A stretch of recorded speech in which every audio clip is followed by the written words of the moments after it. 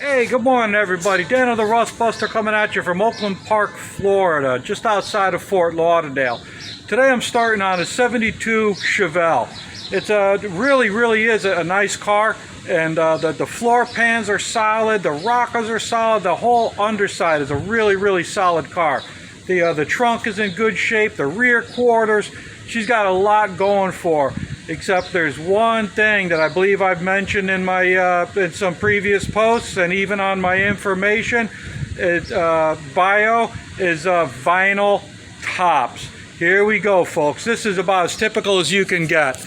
When you get underneath the vinyl top, they steam and they hide a lot of rust. And once it gets underneath there, before it starts getting obvious, it just eats away at everything. You can see the seam here.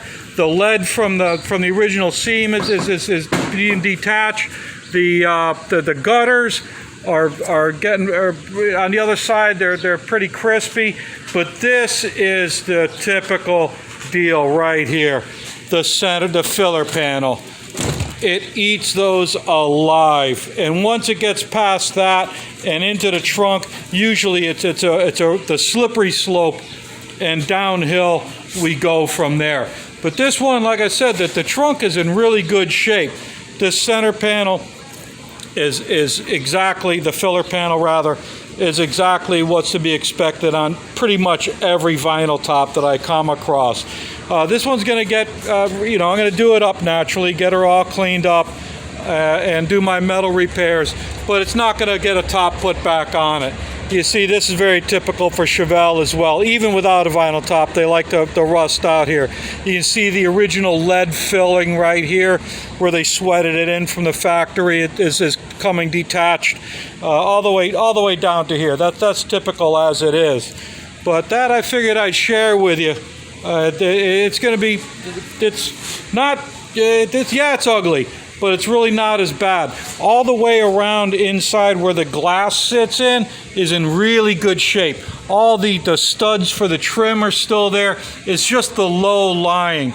This cross member support is in good shape. So it could be, and usually is, a lot worse.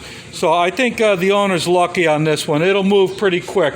Also, very typical for the Chevelles, GTOs, just like when you're watching on the other episodes, this center panel was totally gone. So I just hogged it out, and I'm going to try to get it back in there. The lip that I discussed on other videos, this lip is still good. So I'm going to try to get this panel set in without taking the rear bumper off. These rear bumpers on the 72s and 70, 71, 72, they're real nut buster to get apart. The bumpers.